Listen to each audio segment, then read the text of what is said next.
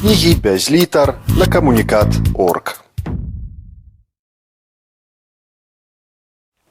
Czerwowa sustrecza u programie Kniги без літар. Вітаю Ярослав Іванюк, а нашим сённяшнім гостем буде гісторык Ігор Мельнікаў. Добрый дзень. Прывітанне.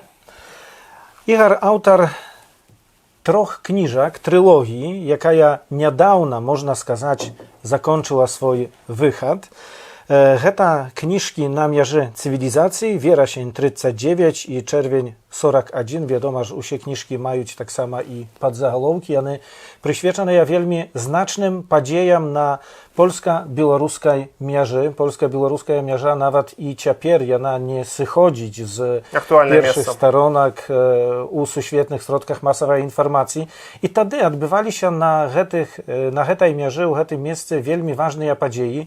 Pierwsza twoja kniha wyszła już niejki czas temu na mierze cywilizacji i ona przyświeca historii, storonkam historii dowojennego sowiecko-polskiego kordona u Białorusi. Ten dowojenny kordon ty dośledujesz już wielmi dawno. Так, тут адразу папраўлюся, што першая кніжка ўсё ж такі быў верасень 39-го, але сапраўды на мяжы цывілізацыі гэта такая фундаментальная праца, якая апісвае менавіта міжваенныя 20-годдзя, вось з 21 по 39 год на гэтай самай мяжы цывілізацыі. Лічу, што гэты кардон сапраўды наклаў свой адбітак і на лёс беларускага народа, на лёс польскага народа, зразумела, і на будучыню, і на сучаснасць, у тым ліку нашай Беларусі, бо мы таксама памятаем, што і зараз гэты кардон увесь час узгадваецца як дзяржаўнай прапагандай беларускай, ну, так і грамадствам, насамрэч. Я рабіў гэтую кнігу зразумелай, перш за ўсё, для людзей, для звычайнага грамадства, таму што сапраўды героем гэтай кнігі з'яўляецца звычайны чалавек. І нават неважна, ці носіць ён вайсковую форму, ці ён проста жыве ў вёсцы, там, на мяжы гэтай цывілізацыі. Таму што і савецкі памежнік, і памежнік корпуса аховы памежжа польскага, і нейкі там кантрабандыст, ці член КПЗБ, ці проста беларускі жыхар там па адным ці другім баку мяжы, ён з'яўляўся дзеячай асобай вось гэтай вялікай еўрапейскай палітыкі, бо на мяжы цывілізацыі адбывалася досыць шмат важных момантаў. Гэта мяжа ўзгадвалася ў Европе праз там супервялікія выданні, напрыклад, той же самы часопіс Life, 38 год, амерыканскі артыкул пра Польшу пачынаецца менавіта вось гэтым здымкам, які я паклаў сябе якраз на вокладку. Здымак з Коласава. Вось з гэтага месца пачынаецца другая рэч паспалітая, з гэтага месца пачынаецца еўрапейская цывілізацыя. Можна паказаць гэты здымак да камеры. Так, вось. А наколькі абгрунтаваная ёсць вось гэтая назва на мяжы цывілізацыі? Наколькі гэта сапраўды на той час раздзялала цывілізацыю ў Еўропе? Сапраўды гэта асобны раздзел гэтай кнігі якраз і расказвае пра вось менавіта барацьбу вось гэтую цывілізацыйную. З аднаго боку еўрапейская, вялікая заходняя цывілізацыя, нават не толькі еўрапейская, бо там і Злучаныя Штаты таксама. З другога боку гэта імперыя Сталіна. І імперыя Сталіна гэта не проста зачынены такі кавалак свету, гэта новая краіна, якая цікавіць вельмі еўрапейцаў. Туды ездзяць турысты, туды ездзяць шпіёны, туды ездзяць дыпламаты, і все яны пакідаюць нейкія там сведчанні. Наколькі турыстаў было вельмі шмат. Інтуріст, арганізацыя, якую мы зараз ведаем, і савецкіх часоў таксама ведаем, яна тады вельмі моцна актыўна дзейнічала. І сапраўды заходніх турыстаў запрашалі і ў Менск, і нават буклеты былі на ангельскай мове, на французскай. Гэта тыя, якія пазней усе будуць вяртацца на захад і гаварыць, што Савецкі Саюз гэта сапраўды вельмі добрая краіна, у якой добра жывецца ўсім людзям. Гэта, напэўна, рабілася ў тым ліку, каб такое было, але ж насамрэч гэта не рабілася толькі як рэклама. Гэта рабілася ў любым выпадку і таксама вось магчымасць зарабіць грошы, магчымасць неяк адкрыцца, паказаць і паглядзець, што там адбываецца. І сапраўды ездзілі, сапраўды глядзелі, ну не так магчыма масава, як, напрыклад, зараз гэта адбывалася, там, дакавідны перыяд, но ўсё роўна замежнікі прыязджалі і наведвалі. Канешне, кожны гэты замежнік трапляў на аловак да спачатку ДПУ, потым КУС, і яго рухі трохі адсочвалі, але ж разам з тым вялікая колькасць, напрыклад, замежнікаў прыязджала працаваць, калі была індустрыялізацыя. Гэта будаўніцтва і заводаў, і фабрык, і гэта прывоз тэхнікі. Саветам гэта таксама было карысна. Канешне, гэта краіна таксама, можна сябе ўявіць, цікавы момант. 30-е гады, пачатак 20-х гадоў гэта рэцэсія і вялікія праблемы з эканомікай у Штатах і ў Европе. А Савецкі Саюз развіваецца. І нават мукусаўцы выдавалі такія цыркуляры, што не дай Божа прымаць амерыканцаў ці там еўрапейцаў на працу. Бо сапраўды былі такія выпадкі, калі амерыканец ехаў, каб уладкавацца на савецкую фабрыку на працу. Ну, але ж збольшага гэта былі ўсё-такі такія выпадкі, ну, не шматлікія, а больш мы можам казаць пра тое, што сапраўды гэта былі нейкія турысты.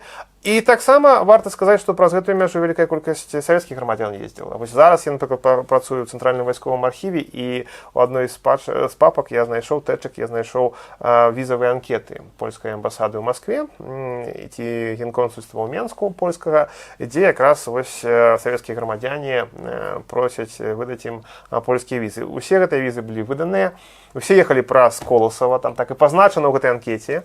І вось насамрэч цікава, як яны ехалі. Я думаю, колькі там з гэтых людзей было і шпіёнаў, колькі там было людзей, хто спрабаваў збегчы на захад. Гэта толькі такі адна з вяршынь гэтага айсберга. Але ж збольшага людзі проста жылі побач з гэтай мяжой цывілізацыі. І часта, каб афіцыйна, толькі адзін быў момант, каб афіцыйна праехаць. Гэта трэба было зрабіць візу, і вось ці там у амбасадзе ў Маскве, ці у амбасадзе ў Варшаве, і тады вось гэтым цягніком, транссібірскім экспрэсам, вось які мы тут бачым на гэтым якраз здымку, можна было якраз і праехаць. Але ж чалавек жыве ў 300 метрах ад мяжы, ці ён паедзе ў Варшаву, ці ў Менск, там, ў Маскву. Ён будзе шукаць магчымасць перайсці. І вось тут пачынаецца вайна выведак. Асобны раздзел гэтай кнігі прысвечаны якраз вайне выведвальных служб на мяжу цывілізацыі. І цікавым момантам для мяне, адкрыццём такім было, што для жыхароў гэтай мяжы цывілізацыі часта супраца з выведкай гэта была асобная праца. То бок чалавек проста выкарыстоўваў гэтую магчымасць, каб зарабіць грошы. Ці там 15-20 долараў, ці 5 долараў, тады гэта было... А ў чым заключалася гэтая праца ў карысць выведкі? Гэта, так як я разумею, кантрабандысты пераносілі свае тавары і пры нагодзе рабілі яшчэ нейкія задачы для Дадаткова выкарыстоўвалі, канешне, вялікую колькасць кантрабандыстаў. Тыя, хто ведалі калідоры на мяжы, тыя, хто ведалі, напрыклад, людзей нейкіх там на памежы. Часцей за ўсё гэта былі простыя жыхары мяжы, хто, напрыклад, спрабаваў збегчы у БССР ці ў Польшу. Яго апрацоўвала потым выведка і казала, што ў цябе там засталіся знаёмыя, ці, наадварот, новыя знаёмыя з'явіліся, і ты нам павінен расказваць, прыводзіць. Былі шпіёнскія гульні, напрыклад, саветы нават аднаго з людзей давозілі да Масквы, каб той там убачыў нешта, паглядзеў і потым нешта перадаў Польшу, чтоб яму верылі, прынамсі. Ну, але збольшага гэта былі такія моманты, што чалавек збіраў нейкія факты, ці там пра дыслакацыю вайсковую, ці там пра знаходжанне нейкіх вайсковых аб'ектаў на тым ці іншым баку мяжы, ну і потым прыносіў гэтую інфармацыю. Былі асаблівыя катэгорыі, гэта памежныя агенты, которые сачылі за рухам там на памежнай лініі. Былі агенты, которые сачылі там за дзейнасцю сапраўдных рэзідэнтаў савецкай выведкі, ўжо з польскага боку там двойкажы гэтыя. Ну, это досыць цікавыя моманты, але ж былі таксама і падвойныя агенты. І гэта таксама цікава, што, напрыклад, палякі не ведалі пра гэта, саветы на пэўны момант, як кажуць па-польску, талеравалі гэты момант, прымалі яго і давалі магчымасць чалавеку зарабіць грошы і там, і там. А яшчэ вяртаючыся да гэтых турыстаў з захаду, з гэтага далейшага захаду Еўропы, ці даводзілася таксама знайсці табе ў архівах такія дакументы, што турысты з захаду былі палічаныя саветамі як вось менавіта шпіёны і трапілі ў турму? Вяртаюся да таго, што я казаў, што кожнага адсочвалі, не трапляліся мне выпадкі такіх гучных пасадак заходнікаў на тэрыторыі Савецкага Саюза. То бок у асноўным гэтыя турысты ўсё ж такі гулялі па тых правілах, якія былі прыняты ў ў Савецкім Саюзе. Яны прыязджалі, яны хадзілі ў вялікі тэатр, яны глядзелі нейкія будынкі. Ну, зразумела, што, напрыклад, былі свайго кшталту мытныя войны, там нельга было пэўны момант, напрыклад, завозіць савецкія грошы на тэрыторыі Савецкага Саюза, ці наадварот там вывозіць гэтыя савецкія грошы. Адсочвалі, што чалавек прывёз, які там кольцо ў яго на руках і так далей. Гэта ўжо асобныя мытныя моманты, але ж вельмі цікавыя. Но што, напрыклад, з сённяшнім днём у параўнанні мне кінулася ў вочы, калі яшчэ была адчынена мяжа вось сучасная, да, калі я часта дастаткова ездзіў, то мытны нагляд на беларуска-польскай мяжы сённяшні вельмі нагадвае тое, што адбывалася, напрыклад, у Негарэлым у 30-е гады. Жанчын распраналі, мужчын таксама распраналі і глядзелі ўсё гэта. Былі свае цікавыя моманты з кантрабандай, але ж кантрабанда гэта ўвогуле асобны момант. Тут вот я апісваю дзейнасць Сергея Пісецкага не праз яго літаратурную творчасць, а менавіта праз яго вось гэтую шпіёнска-мытную такую дзейнасць. І гэта ўжо у тваёй кніжцы апісанне выглядае менш каларытна, чым у кніжках Сергея Пісецкага. Ён быў, як кажуць, марны агент, але ён быў чалавек, які сапраўды ўмеў пісаць, і ён карыстаўся тым, што ён можа хадзіць праз мяжу і можа збіраць гэта ўсё інфармацыйна. Але ж в документах написано, што вось не шмат там такіх дэталёвых рэчаў, якія патрабуе польская выведка, але ж тое, што чалавек убачыў, і ён гэта ўсё апісаў, цікава апісаў у документах, гэтыя дэталі можна знайсці толькі ў документах, а не ў яго кніжках, бо ў кніжках все ж таки ёсць элементы выдумкі. І на гэтую мяжу цывілізацыі прыходзіць верасень 39-го году, і пра гэты верасень 39-го году ўжо чарговая кніга, хаця гаворыш, яна была выдадзеная як першая, верасень 1939-го, магілы неаб'яўленай вайны. Верасень, як выглядалі гэтыя падзеі верасня, бо тут і прыход немцаў, якія заатакавалі Польшчу, зараз жа 17 верасня саветы прыходзяць таксама на гэтую тэрыторыю заходняй Беларусі. Як гэта ўсё выглядала, да якіх дакументаў удалося табе дайсці, бо раней у гістарыяграфіі гэтыя падзеі ўжо неаднойчы апісваліся. Я пазначу адразу, што ўсе мае кнігі гэта не проста манаграфіі, гэта яшчэ альбомы, вялікая колькасць шыкоўных здымкаў, дарагіх здымкаў, прыходзілася іх набываць, але я лічу, што гэтую гісторыю трэба вывучаць не толькі на гістарычных фактах, дакументах, але таксама на арыгінальных матэрыялах ілюстратыўных. Гэта ўсё тут прысутнічае, і яно ёсць. І ў тым ліку таксама верасень 39-го. У 2017 годзе я выдаў кніжку «Мяжа была пад Мінскам». Кніжка была цікавая, наклад таксама хуценька разышоўся, хоць ён быў больш, чым гэтыя кніжкі. Але ж тады я якраз храналагічна ўзяў з 21 па 41 год. Усе гэтыя элементы мяжы я апісаў тады такім скарочаным. Гэта быў такі вось сінопсіс будучых трох вось гэтых кніжак. Ну і зразумела, што пэўны элемент складалі якраз умацаванні памежныя. Вось тут я апісваю савецкія умацаванні памежныя і польскія умацаванні ў гэтай кніжкі на мяжа цывілізацыі.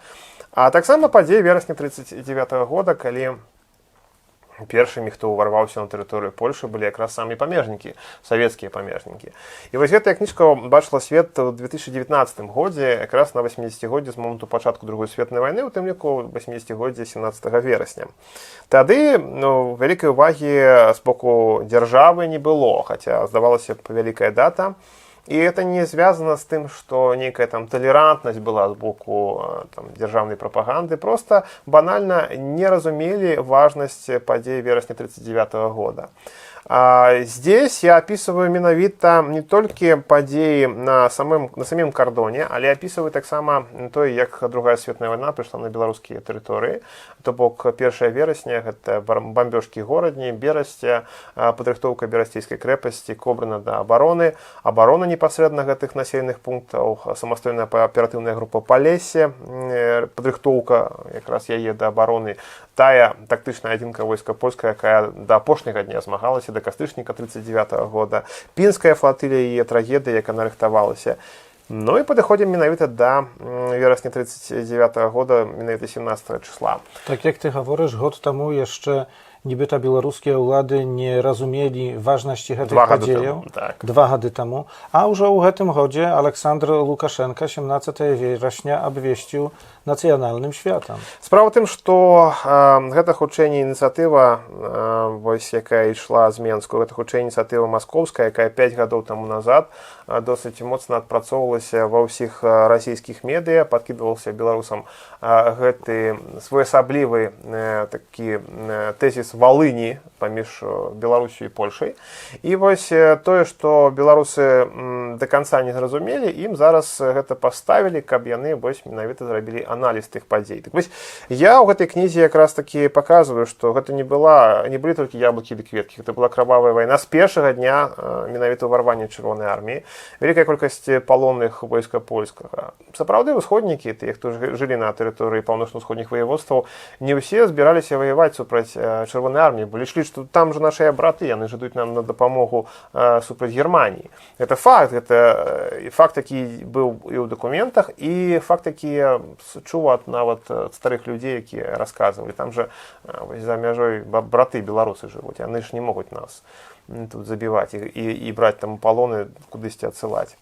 Вера была, але ж рэчаіснасць аказалася значна больш горшай. І вось гэтыя баі, якія пачаліся 17 верасня, яны працягваліся да абароны горадні, гэта і сутыкненні і памежнікаў, і сутыкненні рэгулярных войскаў, і танкісты знішчаны, і самалёты савецкія знішчаны.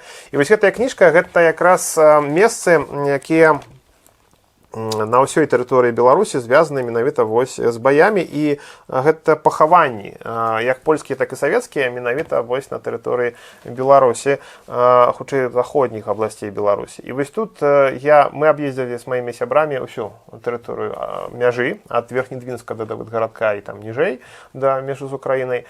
Мы аб'ехалі ўсю тэрыторыю ад горадні да Берасця, збіраючы гэтыя месцы.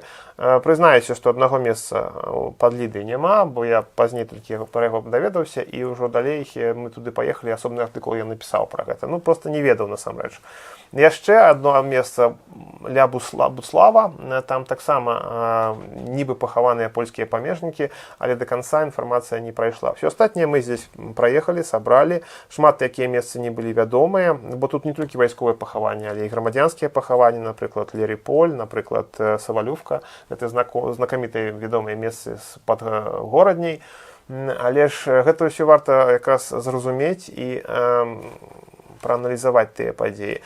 Асобная частка гэтай кнігі прысвечана польскім вайсковапалонным тэрыторыі БССР ўжо пасля верасня 1939 года і сумнавядомаму так званаму беларускаму катынскаму спісу. Это спіс амаль 4000 польскіх грамадзян, лёс якіх па сённяшні дзень невядомы. Ну, мы разумеем, што яны хутчэй за ўсё сталі ахвярамі Мінкус, але я апісваю гэтую ўсю гісторыю. І канец гэтай кніжкі гэта эвакуацыя савецкіх турм з тэрыторыі БССР у чэрвені 1941 года. Гэта жудасная эвакуацыя, падчас якой вялікая колькасць польскіх грамадзян сталі ахвярамі ці то нкусаўцаў, ці то германскіх бомбаў. Напрыклад, 4-я хваля дэпартацыі, яна 20 чэрвеня, там 19 чэрвеня 1941 года пачалася, а ўжо заканчвалася пад бомбамі Люфтваффе, калі вось гэтыя эшелоны ішлі на ўсход, а іх бомбілі немцы. Ty zgadał про гэты польскі катынскі спіс, але не толькі польскія żołnierze, польскія афіцеры пацярпелі ў выніку савецкай агрэсіі 17 верасня. У кнізе можна знайсці таксама матэрыялы, прысвечаныя наогул гэтым рэпрэсіям у адносінах да жыхараў заходняй Беларусі. Вялікая колькасць сапраўды і беларусаў, гэта леснічыя, напрыклад, нейкія супрацоўнікі невысокага рангу, але ўсё ж такі дзяржаўнай сістэмы Другой Рэчы Паспалітай, яны становіліся ахвярамі гэтых сталінскіх рэпрэсій, яны арыштоўваліся, нехта праходзіў па гэтых справах і станавіўся проста фігурантам гэтай беларускай катынскага спіса, а нехта выжываў праз гулаг, потым ішоў у армію Андерса. Я менавіта пра ўсё гэта пішу, я аналізую падзеі таго, як адбывалася вось гэтае так званае ўз'яднанне, таму што, насамрэч, фактычна яно не наступіла, і ўжо пра гэта наступная кніжка. Так, але яшчэ затрымаемся пры гэтым уз'яднанні. У афіцыйнай беларускай гістарыяграфіі менавіта гаворыцца выключна пра тое, што гэта быў вызвольны паход савецкай арміі, якая вызваляла з-пад панскага прыгнёту беларусаў і украінцаў. Пазнейшыя падзеі паказалі, што не ўсё так проста і абсалютна гэта не тое, але беларуская афіцыйная гістарыяграфія гэта надалей паўтарае, а так як я ўжо згадаў, Александр Лукашенка вызначыў на 17 верасня свята. Якое ж гэта свята для беларусаў? 2 гады таму назад, у 2019 годзе, менавіта 17 верасня музей Янкі Купалы ў Менску я адчыняў выставу «Мяжа была пад Мінскам». Выстава в дзяржаўным аб'екце. Выстава была вялікая, шыкоўная, з памежнымі слупамі, з уніформай, з вялікай колькасцю артефактаў з маёй калекцыі. Не было ні адной афіцыйнай асобы на гэтым адкрыцці, хаця я запрашаў, тым ліку міністэрствы, тым ліку і амбасады і гэтак далей. Потым амбасадары наведалі гэты выставачны праект, і людзей было досыць шмат. І, што цікава, не было нават журналістаў, нават незалежных. Было там некалькі медыяў, але ж не ўсе прыехалі, не кажучы пра дзяржаўныя медыа. Хаця выстава была вытрымана, і ні адзін з бакоў, толькі беларускі бок я прытрымліваўся і паказваў.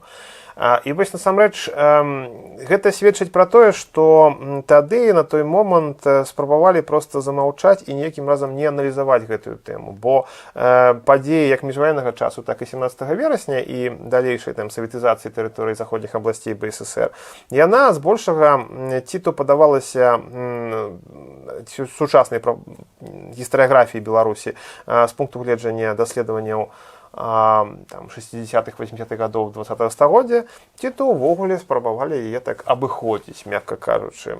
Што казаць, калі савецкая Беларусь, СБ Беларусь сёння, колькі гадоў у гэты дзень пісала, што 17 верасня войскі Беларускага фронта перайшлі мяжу. І ўсё, без каментароў, без нічога. Якую мяжу, пры якіх абставінах і што гэта было.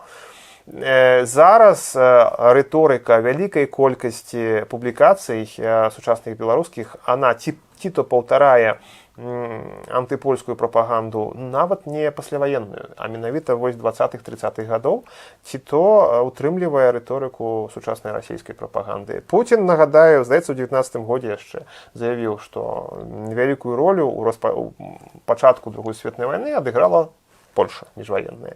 І Польша нясе за сабой віну і гэтак далей, гэтак далей.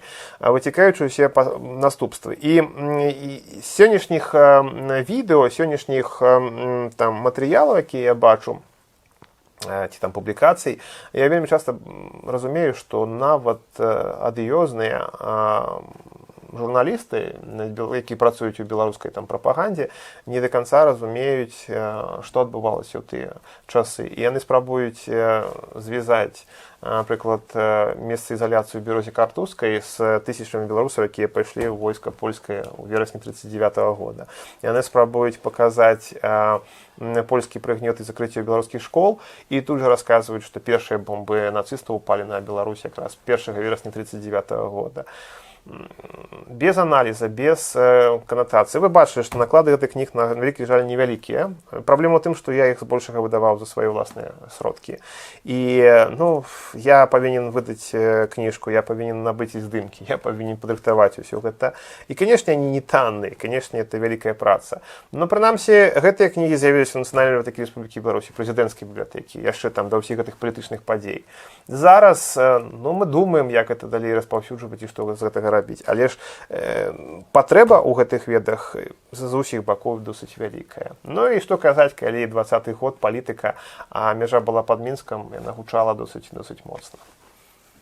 Падзеі 39-го году, пачатак Другой сусветнай вайны, таксама тут і у Польшчы выклікаюць нейкія спрэчкі, ёсць кнігі, якія распавядаюць пра тое, што нібыта яшчэ ў 30-тыя гады праводзіліся перамовы паміж польскім міністрам Бекам і нямецкім міністэрствам замежных справаў. Бек з Ribbentropом дамаўляліся нібыта пра тое, каб Нямецчына фашысцкая, гітлераўская Нямецчына разам з санацыйнай Польшчай напалі на Савецкі Саюз. Ёсць, вядома ж, гісторыкі, якія адразу у адказ на такія кніжкі пішуць свае кніжкі, што гэта ўсё няпраўда, але тут мы ўсё гэта можна трактаваць як такую альтэрнатыўную крыху гісторыю, але факт ёсць такі, што Другая сусветная вайна, 1 верасня, а пазней 17 верасня, ўсё гэта адбылося на падставе пакту Ribbentrop-Молатаў. І вось гэты пакт Ріббентроп-Молатаў ўсё ж такі не абараніў Саветаў перад нямецкай фашысцкай агрэсіяй. І пра гэта распавядае твая навейшая кніга «Чэрвень 41-га» «Спыніць на старой мяжы». Не атрымалася спыніць гэтага наступу фашыстаў на старой мяжы.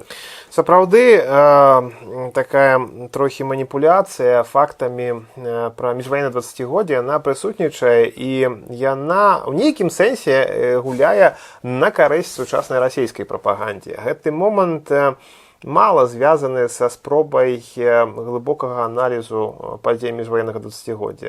Яна якраз-такі паўтарае вось гэтыя міфы расійскай прапаганды пра тое, напрыклад, што 38 год, Цешынская Сілезія і гэтак далей, гэта ледзь не пачатак Другой сусветнай вайны вось з боку Польшы. Хаця, насамрэч, ніхто не аналізуе падзей 20-го года, як гэтыя тэрыторыі пераходзілі з рук у рукі паміж Чэхаславакіяй і Польшай, як не перадаваліся, напрыклад, вайсковыя грузы з Венгрыі праз Чэхаславакію ў Польшу. У Расіі пра гэта ўвогуле ніхто не ведае, а гісторыкі там за Смаленскам яны не любяць гэты момант узгадваць. Што казаць пра Беларусь, дзе ўвогуле інфармацыя пра падзеі, напрыклад, той жа аперацыі «Лом» польскай выведкі і падзеі такія адбываліся ў Цешынскай Сілезіі, у лепшым выпадку падаюцца з пункту гледжання расійскай прапаганды. Факт застаецца фактам. Я пра гэта пішу і ў сваёй кнізе «На мяжы цывілізацыі», і верасень 1939 года. Аператыўны план «Усход» польскага войска прадугледжваў вядзенне баявых дзеянняў якраз супраць Савецкага Саюза ў сэнсе таго, што трэба было абараняцца. І Другая Рэч Паспалітая лічыла да канца, па сутнасці 30-х гадоў, менавіта Савецкі Саюз найбольш магчымым ворагам у якраз будучай вайне. Як і Савецкі Саюз лічыў найбольш верагодным ворагам менавіта Польшу. Таму ў 1938 годзе з'явіўся план пераносу сталіцы з Менска ў Магілёў, таму што войска польскае, якое знаходзіцца зусім побач, і сапраўды я тут апісваю, напрыклад, у кнізе «На мяжы цывілізацыі», у нейкім сэнсе гдыбаю, але ж насамрэч апісваю факты, што было б, калі б войску польскаму ў 1938 годзе прыйшлося штурмаваць, напрыклад, савецкія памежныя ўмацаванні. Што было у палякаў, што было ў саветаў на той момант. Гэта досыць моцны момант, таму што ніхто да гэтага не правадзіў такія даследаванні менавіта ў дачыненні да савецкіх умацаваных раёнаў. Ну і зразумела, што геапалітыка ў 1939 годзе згуляла не на карысць Другой Рэчы Паспалітай, і прыйшлося, ні адна краіна ў той час не магла б вытрымаць удар з двух бакоў. А Польша быў план Захад, быў план Усход, і у пачатку 1939 года прыйшлося все перанкіраваць на план Захад. Менавіта таму вось была і трагедыя ў тым ліку войска польскага, што вось рыхтаваліся збольшага да 1938 года ваяваць на ўсходзе, а прыйшлося ваяваць на захадзе. І вяртаючыся да 17 верасня сённяшняга дня, галоўны аргумент да справы ўз'яднання гэта тое, што саветы пасля верасня 1939 года пакідаюць мяжу. Новая мая кніга якраз і пачынаецца з таго, што мяжа застаецца. Мяжа як зона загароды. І прычым яна была не толькі паміж заходняй... Так, не толькі паміж заходняй і ўсходняй Беларусі. Насамрэч, заходняя Беларусь таксама было, ці там заходнія обласці БСР таксама былі савецкія. Але, па-першае, іх трэба было саветызаваць. Па-другое, трэба было прыбраць так званыя антысавецкія элементы. Па-трэцяе, трэба было эканамічна правесці на тыя агульныя савецкія рэйкі. Прямым і пераносным сэнсе трэба было, напрыклад, перапрашыць чыгуначныя шляхі з еўрапейскай на савецкую калею. Ну і зразумела, што, канешне, да канца мы не ведаем, што было там у галаве у Сталіна, таму што мы разумеем, што 17 верасня ні ў якім разе не ішло для таго, каб уратаваць народы Беларусі ці Украіны. Ішла вялікая геапалітычная гульня, і Сталін хацеў рукамі Гітлера і заходніх дэмакратый, так званых, праторыць сабе шлях да сусветнай рэвалюцыі. Гэта факт. Таму і, напрыклад, тлумачыцца, што беларусы чакаюць Вільню і Друскеннікі, а Вільня і Друскеннікі перадаецца раптам у Літву. Беларусы могуць страціць усё Палесе, таму што Хрушчоў мае прэтэнзіі на тэрыторыю Палесе аж па Навагрудак. І вось гэты момант таксама досыць моцны. Тут вось у мяне кніжка завяршаецца вельмі цікавымі здымкамі з беларуска-украінскай мяжы. дзе стаяла па сутнасці ну, такая ж брама вось, як і у Коласава, БССР у ССР. Гэта досыць моцны момант, пра які мала хто ўзгадвае. І вось гэты, канешне, 40-й год, я его называю мирный в этой книзе, это, по сутнасці, вось такі падрыхтоўчы момант да будучай вайны з нацысцкай Германіяй. Мы можем доўга спрачацца над кнігамі Суворова, Ледакол там і гэтак далей. Але факт застаецца фактам, што перад нападам Германіі на Савецкі Саюз вялікая колькасць савецкіх войскаў, аэрадромы, все это знаходзілася пры новай мяжы, то бок пад Берасцем, пад Горадняй. І это ўсё апынулася ў першыя гадзіны нападу Германіі проста пад жудасным ударам нацыстаў. Яны проста не маглі гэта ўсё вытрымаць. Навошта трымаць гэта ўсё тут, калі ты рыхтуешся да абароны? Вось вялікае пытанне. Але далей ўжо можам разважаць, што як да чаго мы маем вайну паміж Германіяй і Савецкім Саюзам. І вось тут сапраўды гэтая даваенная мяжа апынулася досыць добрым лініям абароны менавіта для савецкага войска. Пра гэта ў савецкай гістаграфіі ніхто не пісаў, хаця савецкія военачальнікі вельмі часта падкрэслівалі. Ад Жукава да Тимошенкі, ад Баграмяна да Черняхоўскага все прапісвалі, што ці Ракасоўскага, што вось гэты стары кардон, там жа ўмацаванні, там жа нейкія інфраструктура падрыхтавана, там жа, прынамсі, насельніцтва ведае, што такое мабілізавацца і арганізоўвацца. І вось тут мы маем мудрасць, вайсковая пісьменнасць вайсковую, і тут жа мы маем якраз такі памылкі савецкага военачальнікаў савецкіх. Я якраз апісваю ад Верхнядвінска да, зноў-такі, да Вытгарадка, што адбывалася на той мяжы. Мы маем Полацкі ўмацаваны раён, Менскі ўмацаваны раён, Мазырскі ўмацаваны раёны. І вось на кожным з іх былі розныя зусім баявыя дзеянні. Па-рознаму не складаліся. Немцы прарваліся пад Менскам з-за таго, што камандаваў гэтай абаронай палкоўнік Іолів, які не ведаў, як доўгатэрміновыя ўмацаванні выкарыстоўваюць супраць нацыстаў. Мы маем Полацкі ўмацаваны раён, дзе камбрыг Зігін арганізаваў пісьменную абарону. Немцы не змаглі ёй прарвацца. Ён нават тыя ўмацаванні, якія ў 1939 годзе пабудавалі і не давяршылі іх, ён нават іх прывёў у баявую гатоўнасць і не даў немцам праз іх прарвацца. Мы маем Мазырскі ўмацаваны раён, дзе, па сутнасці, лінія Мажыноў была пабудавана, таму што там падземныя ўмацаванні былі. Нічога такога ні ў Менскім, ні ў Полацкім не было. А гэта суперцікавыя моманты. Я там ездзіў, мы глядзелі гэта ўсё ў здымках паказана тут у кнізе. Это ўсё можна на гісторыі побач убачыць на відэа таксама. Але ж, насамрэч, досыць важны, па-першае, пачынаючы ад фартыфікацыйнай думкі, заканчваючы непасрэдна баявымі дзеяннямі момант. І зноў-такі мы маем номенклатуру савецкіх якраз такі дакументаў, мы маем савецкіх камандзіраў, якія пішуць пры вывадзе войскаў з заходняй Беларусі на тэрыторыю БССР. 2 гады мы маем ужо аб'яднаную БССР, а яны пішуць пра нейкую заходнюю Беларусь, нейкую там БССР. Правесці там перафарміраванне, накарміць іх на савецкай тэрыторыі. А што, заходняя тэрыторыя, заходняя Беларусь, гэта не савецкая тэрыторыя, хочацца мне запытаць таго ж камандуючага заходняй асаблівай акругі Павлова. І вось гэта ўсё, і гэта не выпадкова, гэта не памылкова ён апісвае. Гэта ўсё ёсць сапраўды вось у дакументах прынята гэта ўсё. І трагедыя габрэйства. Габрэі спрабуюць збегчы на ўсход, уратавацца ад нацыстаў, разумеюць, што іх чакае халакост, іх чакае вайна, іх чакаюць бамбёжкі. Яны проста банальна садзяцца ў цягнік у Вільні, і ў Радашковічах і спыняюць. Не ў Радашковічах мястэчку, які быў па польскім баку, а на станцыі, якая вось пад Заслаўем. Для мяне гэта ўсё, як кажу, я гэтым жыву, тому што вось Заслаўе, і вось гэта ўсе падзеі на той мяжы. Яны сходзяць, іх памежнікі не пускаюць далей. Тут у мяне публікуецца даваенны, напрыклад, партыйны білет камуністычнай партыі. Вось гэты камуністычны білет быў проста пропускам на ўсход. Вось ты яго меў, ты мог прайсці далей. А савецкі пашпарт тебе ўжо не даваў такой магчымасці. Тебе адпраўлялі на ўсход, тебе адпраўлялі на захад, ты вяртаўся да свайго дому, а там прыходзілі нацысты. І гетта. У лепшым выпадку ты уйдзеш в партызан, у горшым выпадку яма. І вялікая колькасць габрэйства з Пінска, з Новагрудка, з Горадні, з Берасці з-за гэтага сталі ахвярамі. Памежнікам давалі жорсткую, савецкім памежнікам, жорсткі загад, інструкцыю. Нікаго не прапускаць, хто не мае дакументаў, хто не мае... Канешне, баяліся дыверсантаў, баяліся людзей, якія пыталіся прарвацца і так далей. І гэта было ўсё на той момант. Але ж ўсё роўна гэты момант, калі з чалавечага пункту гледжання глядзець, то это вялікая трагедыя. Ну і што? І сапраўды з таго, чаго мы пачыналі, не ўтрымалі гэтую лінію абароны. Бо вялікая колькасць проста людзей вайсковых не разумела, як весці абарону. Варта разумець, што немцы пісьменна арганізавалі свой бліцкрыг. Это танкавыя калоны, якія ішлі наперад і прарывалі гэтыя лініі ўмацаванняў і ішлі далей, а далей ужо дабівалі гэтыя ўмацаванні.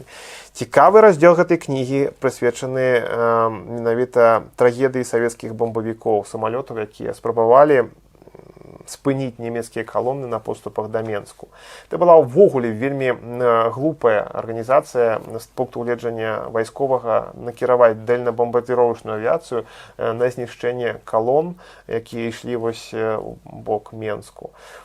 Тут мы узгадываем гісторыю Гастэлла. Тое, што было у добрым сэнсе міфалагізавана падчас Савецкага Саюза, зрабілі гераізм, зрабілі трагедыю, зразумела, але глыбока мала хто аналізоўваў гэтую сітуацыю.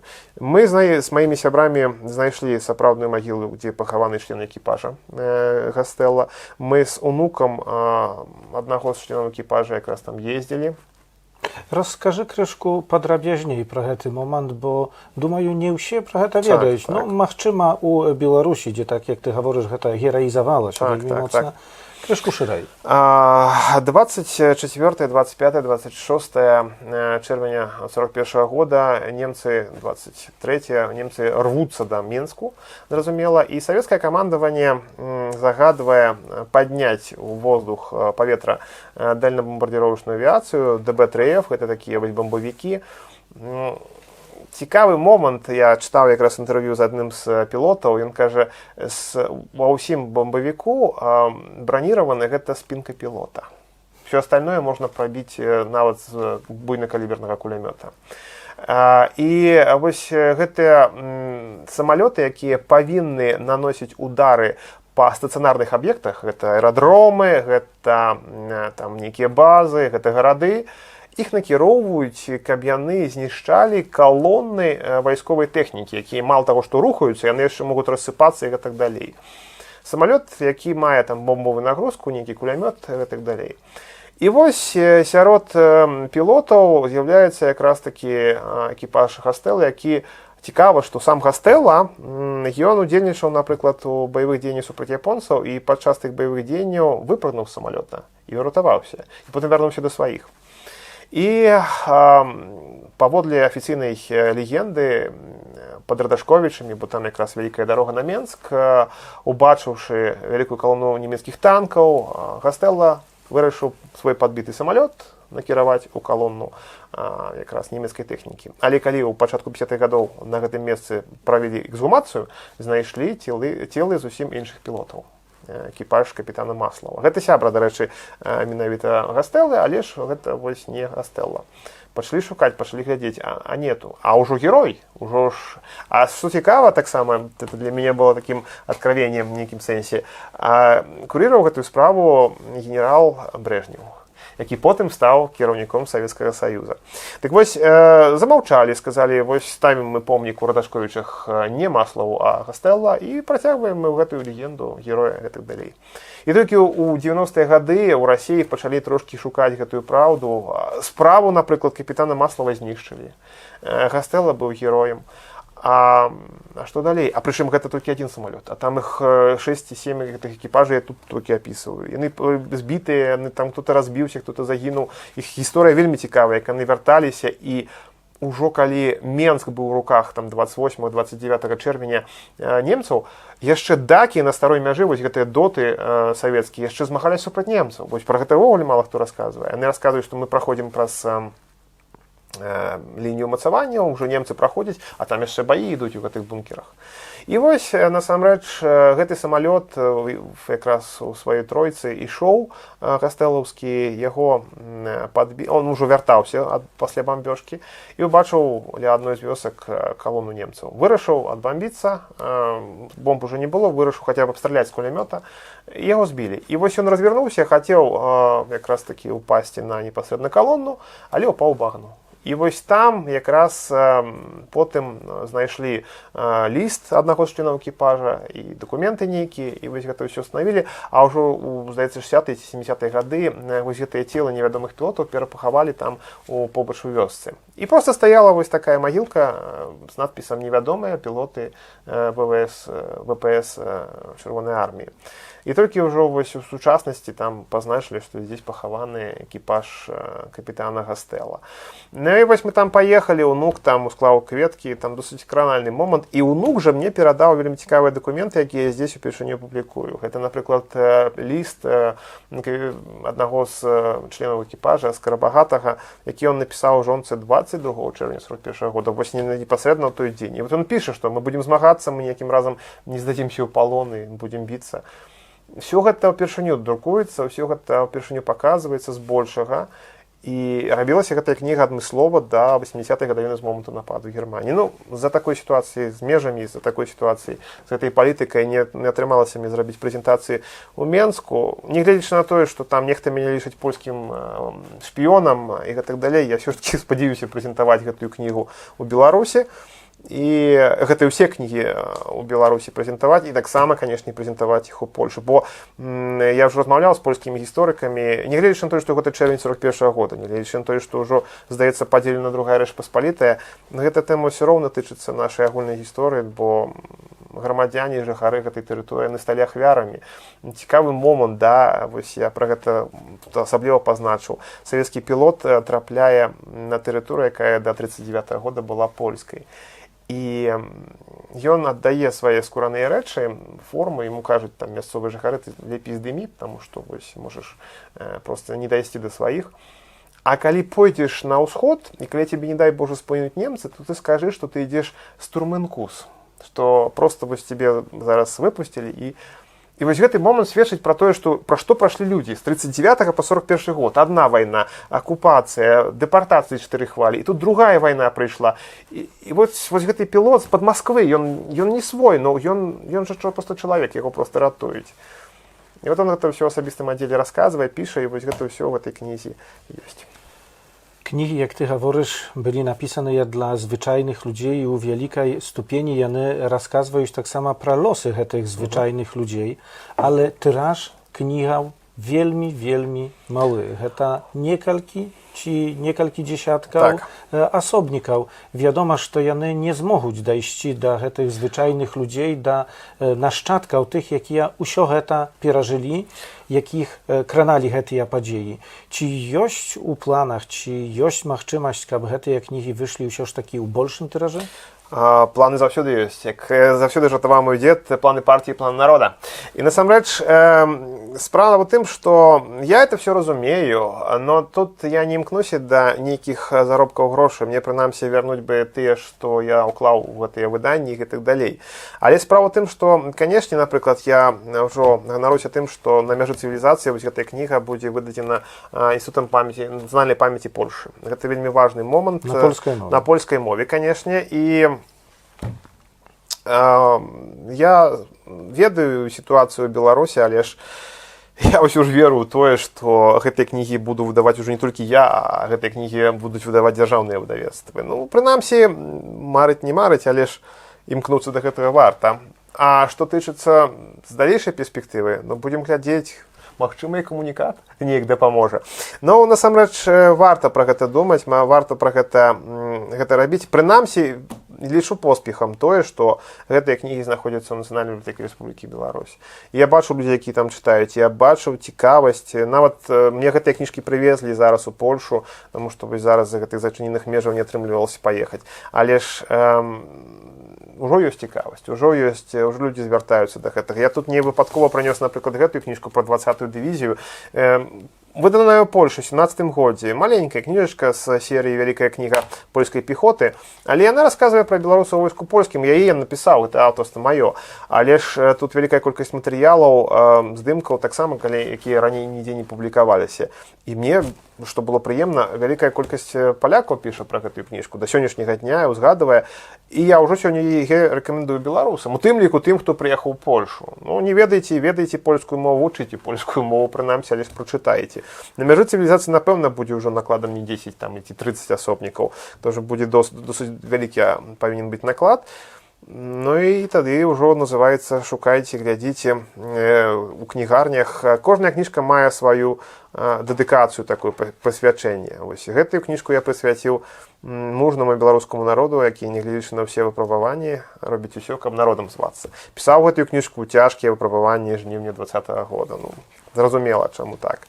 Гэтая кніжка прысвечана беларусам, якія ў войску польскім у верасні 39-го зрабілі першы крок да перамогі ў 45-м.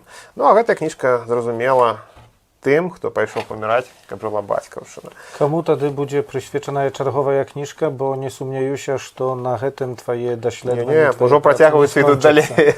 Зараз я працую над турыстычнай складаючай польскіх умацаванняў на тэрыторыі Беларусі. Унікальны аб'ект, значна цікавейшы за умацаванні мінскага умацаванага раёна, тое, што мы зараз ведаем як лінію Сталіна, але яны мала, скажем так, раскручаныя, і ведаю, што, напрыклад, ёсць цікавасць і з беларускага боку, і з польскага боку там ездзіць глядзець. І я зараз у дакументах, у архівах знайшоў досыць шмат матэрыялаў цікавых.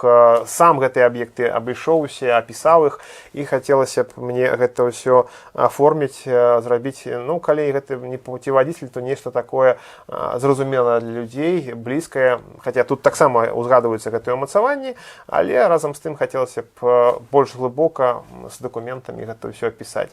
А яшчэ адно, над чым я працую, і што варта было б зрабіць, гэта не столькі перавыданне «Забытыя героі», была кніга «Забытыя героі» пра беларускіх андрасаўцаў і жаўнераў першай самастойнай паветрана-десантнай брыгады. І я бы хацеў, зараз сабраў вельмі шмат матэрыялаў. Людзі мне прысылаюць ад Масквы да Канады матэрыялы пра сваякоў, пра якраз людзей, якія сталі ахвярамі гэтых рэпрэсій, напрыклад, у 51 годзе, калі высылалі беларускіх андрасаўцаў. І вось дапоўніць, дадаць гэтую кнігу і зрабіць ужо такое вялікае школьнае выданне.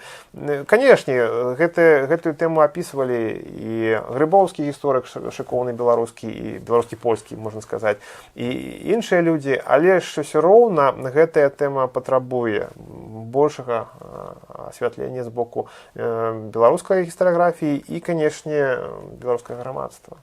Мае выставы, якія былі там у 16 годзе, 19 годзе, прысвечаныя беларусам у войску польскім, таму прыклад. Dziękuję serdecznie za rozmowę. Gościem programy Knihi bez liter na komunikat.org był historyk Ichar Mielnikał. Rozmowę wziął Jarosław Iwaniuk. Zapraszają na nasze czerwowe wypuski.